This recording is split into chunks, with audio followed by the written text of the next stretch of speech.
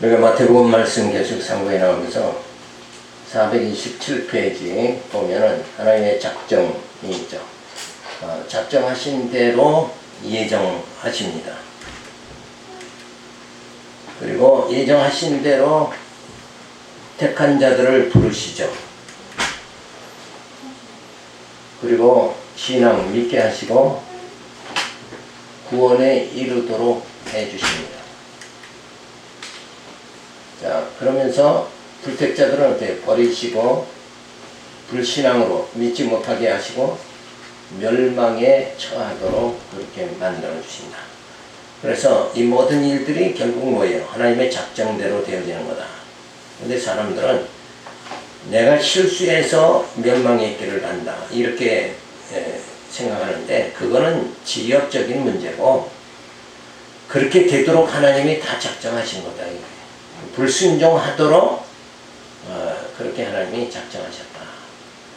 그러니까 하나님이 택함 받은 자들은 반드시 부르시고 믿게 하셔서 구원해 주신다. 자, 이것이 하나님의 섭리라는 거 늘 잊지 말아야 됩니다. 그런데 사람들은 이 하나님의 작정, 만사를 하나님이 작정하셨다. 이거보다는 어때요? 내가 할 수 있다. 이쪽으로 간다. 내가 할 수 있다는 건 뭐예요? 하나님의 작정과는 거리가 반대 방향이다. 하나님이 작정하신 대로 되어지는 거지 내가 할 수 있다 해서 되어지는 건 아니다. 자, 그렇다 그러면 그게 완전히 인본주의가 되는 거죠.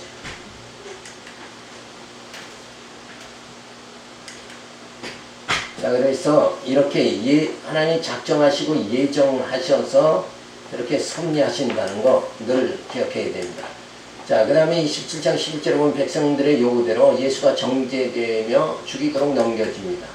예수께서 총독 앞에 섰음에 총독이 물어가로되 내가 유대인의 왕이냐? 예수께서 대답하시되 내 말이 옳다 하시고 대제사장과 장로들에게 고소를 당하되 아무 대답도 아니하시니라. 이에 빌라도가 이르되 저희가 너를 쳐서 얼마나 많은 것으로 증거하는지 듣지 못하느냐 하되 한마디도 대답지 아니하시니 총독이 심히 기이 여기더라.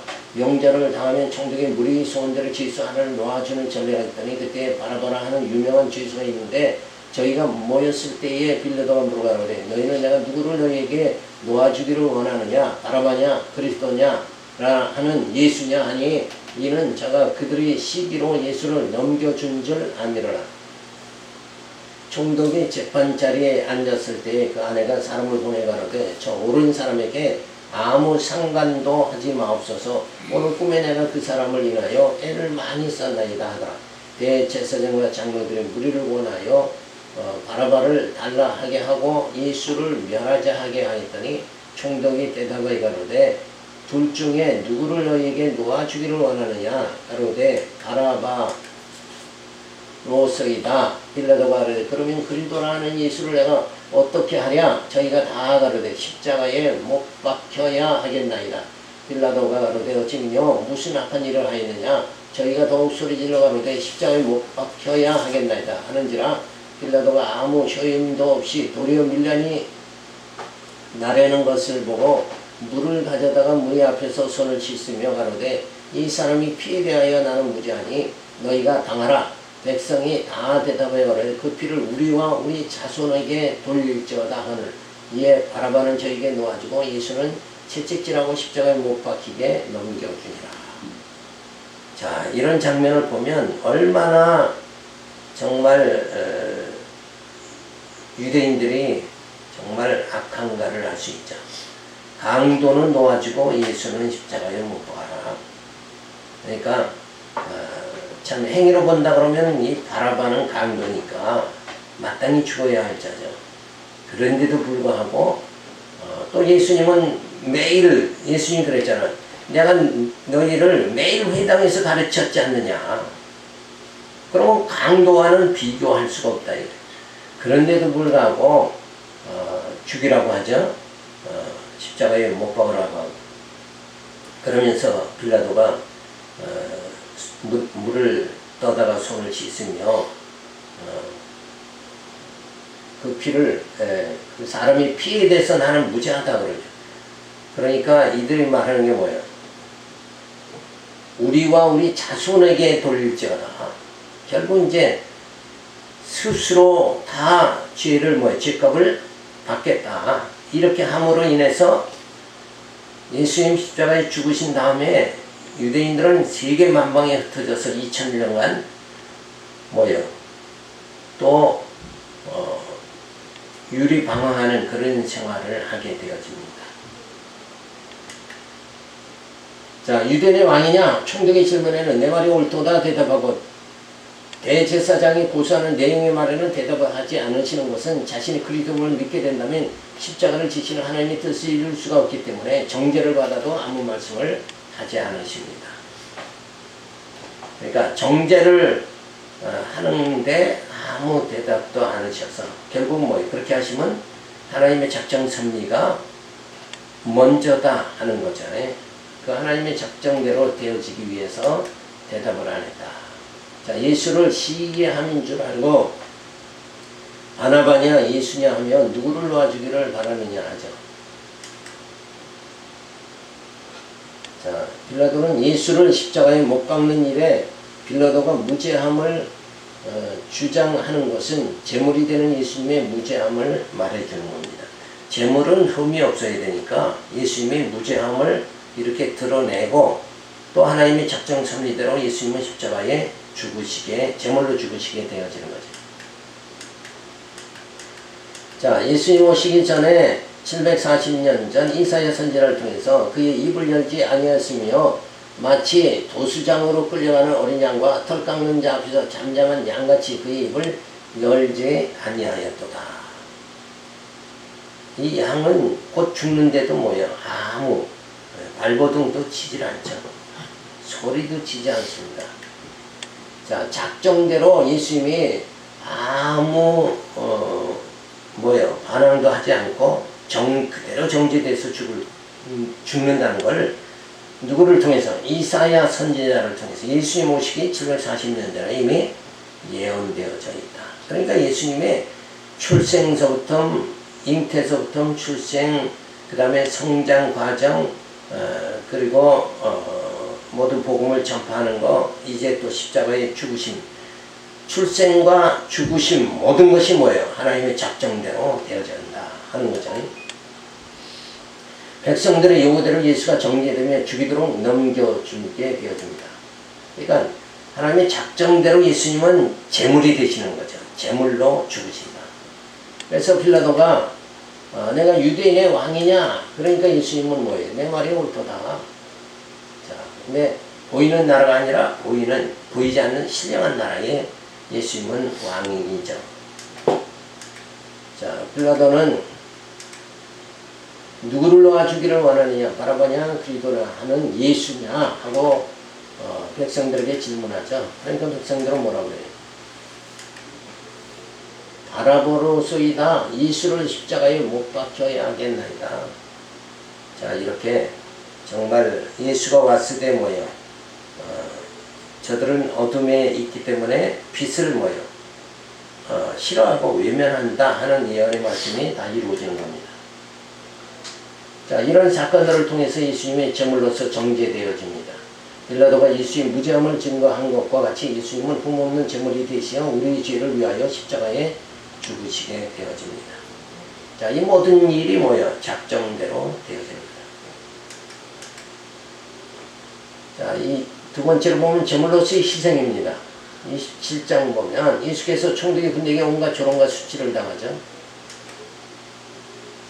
총독의 군병들은 예수를 데리고 관정 안으로 들어가서 온 군대를 그에게 모으고 그의 옷을 벗기고 호프를 입히며 가시멜관을 엮어 그 머리에 씌우고 갈대를 그 오른손에 들리고 그 앞에 무릎을 꿇고 시롱하여 가로되 유대인의 왕이여 편안할지어다 하며 그에게 침 맺고 갈대를 빼앗아 그의 머리를 치더라. 시롱을 다한 후 홍포를 벗기고 도로 그의 옷을 입혀 십자가에 못 박으려고 끌고 나가니라.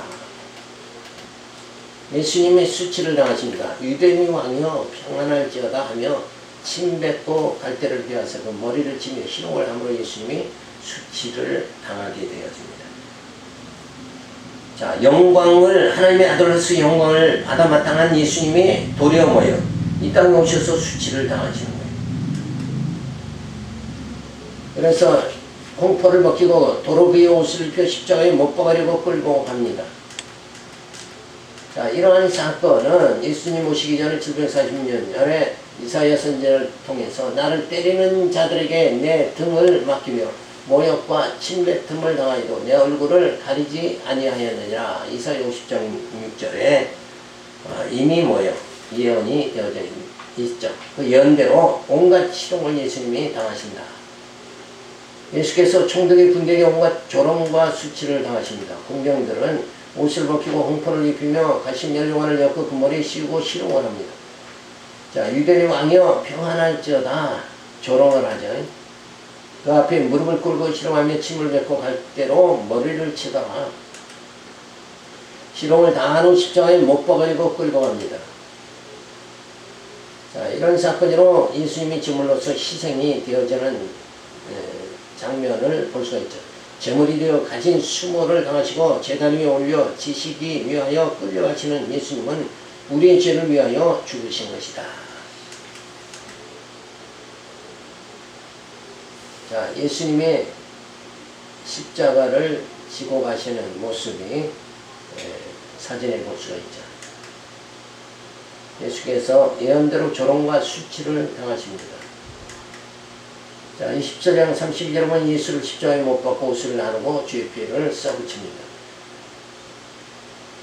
나가다가 시몬이란 구레네 사람을 만나매 그를 억지로 같이 가게 하여 예수 십자가를 지었더라. 골고다 즉 헤브리 곳이라는 곳에 이르러 쓸레탄 포도주를 예수께 주어 마시게 하였더니 예수께서 맛보시고 마시고자 아니하시더라.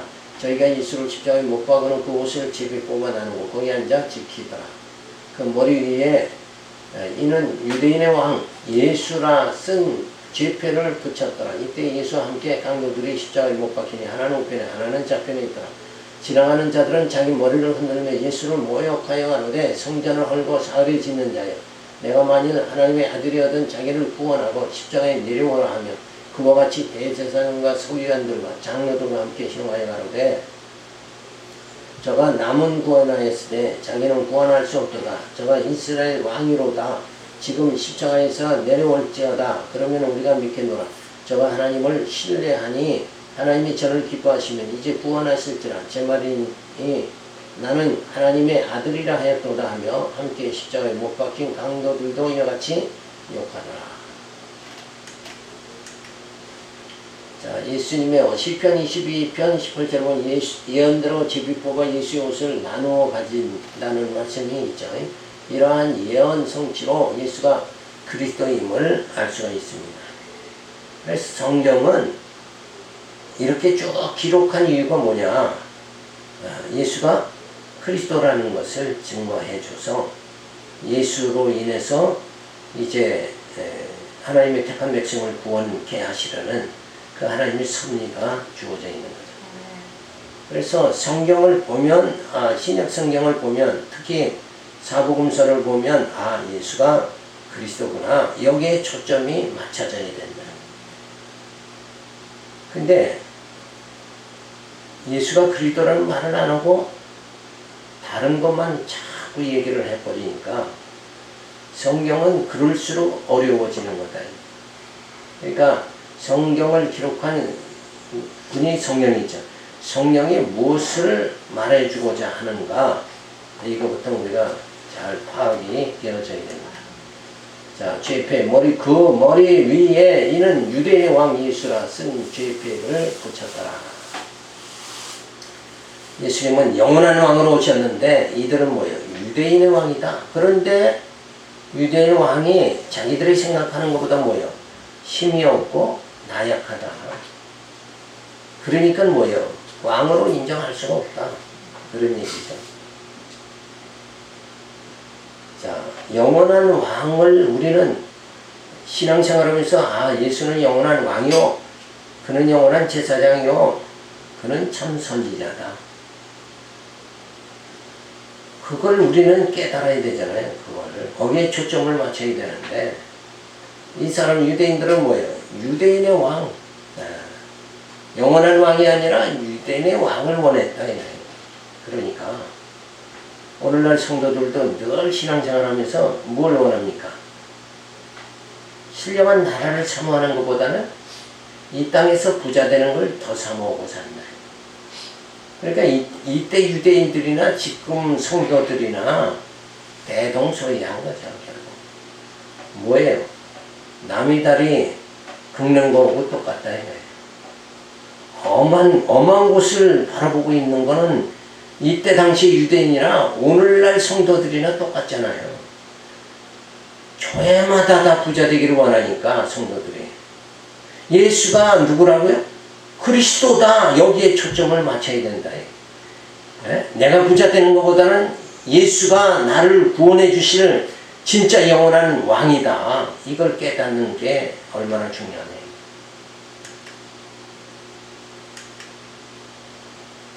그래서 늘 우리가 잘못되는 건 뭐예요? 보이는 거 의지하다가 전부 잘못된다. 보이는 예수, 이거 보이는 교회, 이걸 보지 말고 그 교회 안에 진리가 있느냐, 생명이 있느냐, 무엇을 가르치느냐, 뉘게에서 배웠느냐, 이게 중요한 거잖아요. 내용이 중요한 거지 외형이 중요한 게 아니지 않냐.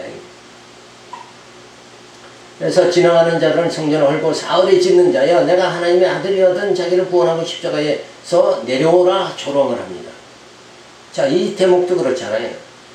성전을 어떻게 헐고 사흘 만에 짓겠느냐.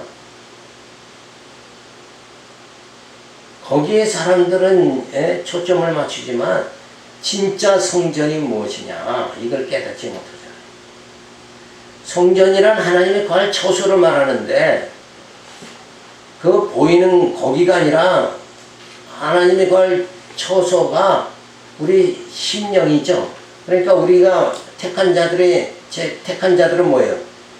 머릿돌 대신 예수를 기초로 해가지고 우리 하나님의 집으로 지어져 가는 자다. 이렇게 분명히 사도 바울은 가르쳐주고 있다. 그러니까 진짜 성전이 참 성전이 모르기 때문에 저렇게 엉뚱한 방향으로 나가버리고 마는 거예요. 자, 대제사장들 남을 구원하고 자기를 구원할 수 없도다 하죠. 저가 이스라엘 왕이로다 십자가에서 내려오라 하면 조롱합니다. 저가 하나님을 신뢰하니 하나님이 저를 기뻐하시면 이제 구원하실지라 하며 조롱합니다. 자, 하나님을 믿으니까 하나님이 저를 기뻐하면 저를 구원할 거 아니냐. 자, 저렇게 보는 관점이 전혀 다릅니다. 자, 강도들은 함께 십자가에 못 박힌 강도들도 이와 같이 욕하더라. 자, 예수님 오시기 전에 1010년의 다윗을 통해서 그들이 나를 주목하여 보고 내 겉옷을 나누며 속옷을 제비 뽑나이다 하는 시편 22편 18절의 말씀 그대로 예언대로 뭐예요? 예수님의 옷을 예언대로 예수님은 옷을 나눠갖고 제비 뽑아 나눠갖고 예수님은 순환을 당하십니다. 예수를 십자가에 못 박고 옷을 나누고 제표를 써붙입니다. 그래서 군병들은 예수의 옷을 제비 뽑아 나누어 가지죠. 그런 선지자의 예언이 성취되어짐으로 인해서 예수가 바로 누구다? 그리스도다. 하나님의 아들이다. 이거를 깨닫게 되어지는 거죠. 그래서 제패도 써붙이는데 그 머리에는 유대인의 왕 예수라 쓴 제패가 붙었습니다. 유대인의 왕이 맞죠? 그는 영원한 왕으로 오셨어요. 사람들은 성전을 헐고 사흘에 짓는 자여 하나님의 아들이거든 자기를 구원하고 십자가에서 내려오라 고 합니다.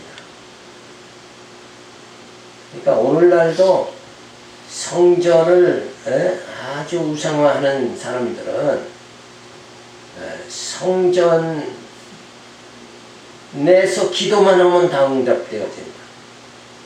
이렇게 생각을 하죠. 그러니까 기도의 응답은 그렇게 성전 장소에 있는 게 아니라 어떻게 해요? 하나님의 언약대로 그렇게 이루어질 줄로 하늘에서 이루어진 것 같이 땅에서도 이루어질지어다 하고 기도하는 자에게는 뭐예요? 그 언약대로 뭐예요? 이루어지는 역사가 주어진다. 자, 이런 사건들로 제물로서의 희생을 보여주시며 가진 수치와 고난을 당하시며 하나님이 뜻대로 제물이 되시니 예수님이야말로 참 제사직을 수행하시는 참 메시아다 하는 것을 알 수가 있습니다. 그러니까 참 제사직을 수행한다. 우리도 만인 제사장이죠. 그럼 우리도 제사직을 수행해야 되잖아요. 우리는 어떻게 수행해야 됩니까? 우리의 육을 예수와 함께 죽고 예수와 함께 사는 것이 뭐예요? 그게 참 우리도 만인 제사장으로서 우리도 뭐예요? 참 제사직을 수행하는 거예요. 그러면 우리의 육은 죽고 우리의 영은 살아야 된다. 근데 아예 교회 생활을 육으로 해버리고 있으면 이 제사직을 수행을 못하는 거예요. 죽어야 산다. 이것을 예수님이 오셔서 가르쳐 주는 거잖아요. 자, 27장 45절은 예수께서 십자가에서 운명할 때 성전의 휘장이 찢어집니다.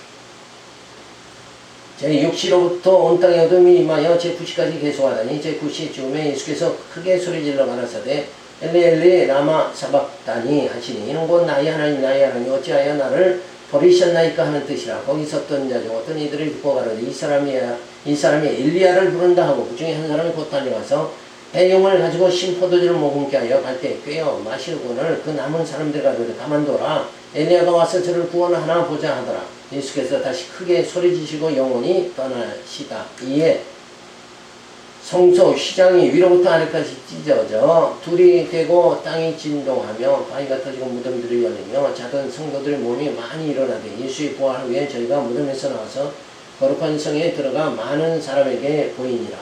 백부장 및 함께 예수를 지키던 자들이 지진과 그때 있는 일들을 보고 심히 두려워하여 가로되 이는 진실로 하나님의 아들이었다 하더라. 예수를 섬기며 갈릴리에서부터 쫓아온 많은 여자가 거기 있어 멀리서 바라보고 있으니 그 중에 막달라 마리아와 또 야고보와 요셉의 어머니 마리아와 또 세베대의 아들들의 어머니도 있더라.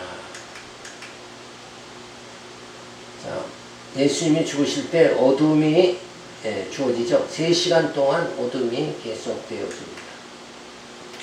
자, 저렇게 되어지는 건 바로 하나님의 작정대로 역사가 이루어진다는 걸 어둠을 통해서 뭐예요? 어둠이라는 표적을 통해서 알려주는 거죠. 자, 소리질러 엘리 엘리 라마사다니 곧 나의 하나님 나의 어찌하여 나를 버리셨나이까 하는 뜻이죠. 신포도주 마지막으로 예수께서 유흥을 가지고 신포도주를 먹게 하여 갈 때 꿰어 마시게 그렇게 합니다. 자, 그때 예수님이 죽으실 때 휘장이 갈라지죠. 영원히 떠나시자 성소의 휘장이 위로부터 아래까지 찢어져 둘이 되고 땅이 진동하며 무덤들이 열리며 성도의 몸이 많이 일어나되 예수의 부활 후에 저희가 무덤에서 나와서 거룩한 성에 들어가는 많은 사람에게 보이니라. 자, 휘장이 갈라졌다 하는 것은 그 성막에서는 성소와 지성소가 있는 그 중간에 휘장이 있죠. 그러면 그 휘장 안에 지성소에는 누구만 들어가요? 1년에 한 번 대제사장밖에 못 들어가요. 자, 그러니까 그 휘장이 갈라졌다는 것은 이제 그 지성소까지 우리 만인 제사장 된 우리 성도들이 들어갈 수 있다는 얘기는 결국 뭐예요? 하나님 앞에 기도할 수 있다, 직고할 수 있다 하는 겁니다. 이제는 어떠한 하나님과 우리 사이에 택한 자 사이에 휘장, 막힌 담이 전혀 없어졌다. 그러니까 예수님이 죽으시면서 예수의 피로 뭐예요? 하나님과 우리 사이에 막혔던 담이 뭡니까? 담이 죄죠. 죄가 예수님이 그 피로 뭐예요? 죄값이 다 지불됨으로 죄가 없어지게 되어졌다. 그렇죠?